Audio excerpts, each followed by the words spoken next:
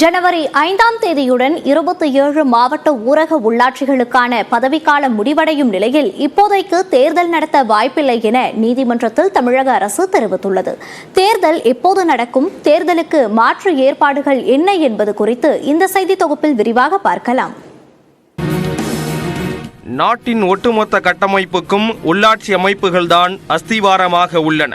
மத்திய மாநில அரசுகளின் திட்டங்களை நேரடியாக மக்களிடம் கொண்டு செல்வதில் உள்ளாட்சி அமைப்புகள் முக்கிய பங்கு வகிக்கின்றன. சட்டமன்றம், நாடாளுமன்றத்திற்கு எப்படி 5 ஆண்டுகளுக்கு ஒரு முறை தேர்தல் நடைபெறுகிறதோ அதேபோல் உள்ளாட்சி அமைப்புகளின் பதவிக்காலமும் 5 ஆண்டுகளில் காலாவதியாகி தேர்தல் நடத்தப்பட வேண்டும். கடைசியாக 2011ஆம் ஆண்டு அனைத்து உள்ளாட்சி அமைப்புகளுக்கும் ஒரே நேரத்தில் தேர்தல் நடத்தப்பட்டது. அதன் பின் 2016ஆம் ஆண்டு தேர்தல் நடந்திருக்க வேண்டும். அப்பொழுது அதற்கான அறிவிப்பும் வெளியானது. ஆனால் அப்போதைய முதலமைச்சர் ஜெயலலிதா மறைவை அடுத்து தேர்தல் கைவிடப்பட்டது. அதன் பின்னர் மாவட்டங்கள் அதிகரிப்பு போன்ற காரணங்களால் தேர்தல் நடைபெறாமலேயே போனது. கடைசியாக 2019ஆம் ஆண்டு புதிதாக உருவாக்கப்பட்ட செங்கல்பட்டு, ராணிப்பேட்டை, திருப்பத்தூர், கள்ளக்குறிச்சி, தென்காசி மாவட்டங்கள் தவிர்த்து மற்ற 27 மாவட்டங்களில் உள்ளாட்சி தேர்தல் நடத்தப்பட்டது.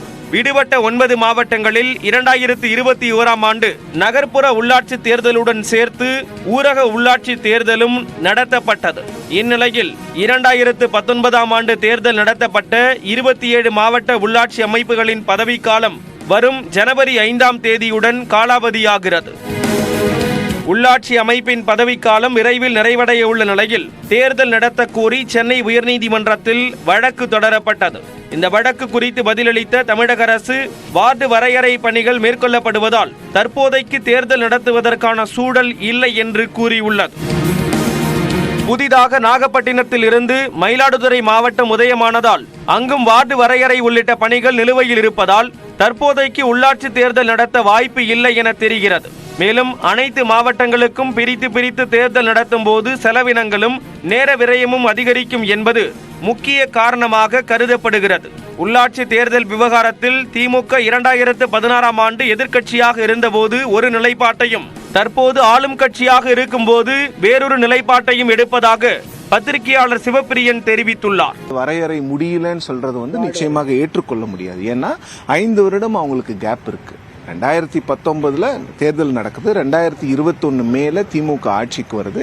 ஸோ இது வழக்கமான ப்ராசஸ் தான், ப்ரொசீஜர் தான். இதை நீங்க 1 வருஷத்துக்கு முன்னால ஜீவோ போட்டு இந்த ப்ரொசீஜரை நீங்க நடத்திருக்கலாம். இது என்னன்னா உள்ளாட்சி தேர்தலை நடத்தாமல் அதை தள்ளி வைப்பதற்கான ஒரு முயற்சி தான். மேலும் 2026 சட்டமன்ற தேர்தலுக்கு முன் உள்ளாட்சி தேர்தலை நடத்த திமுக விரும்பாது என்றும், உட்கட்சி பூசல் உள்ளிட்ட காரணங்களால் சட்டமன்ற தேர்தல் பாதிக்கப்படும் என்பதை திமுக கருத்தில் கொள்ளும் என பத்திரிகையாளர் பிரியன் தெரிவித்துள்ளார். 2026 சட்டமன்ற தேர்தலுக்கு பிறகுதான் உள்ளாட்சி தேர்தல், இந்த 27 மாவட்ட உள்ளாட்சி தேர்தல் மற்ற 9 மாவட்ட ஊரக மற்றும் மொத்த மாவட்டங்களுடைய நகர்ப்புற உள்ளாட்சிகளோடு சேர்த்து நடக்கும் என்பது நமக்கு தெரிய வர ஒரு விஷயமா இருக்கு.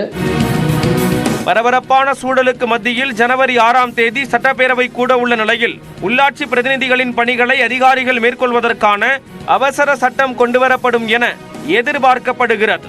நியூஸ் 18 தமிழ்நாடு செய்திகளுக்காக செய்தியாளர் சுபாஷ்.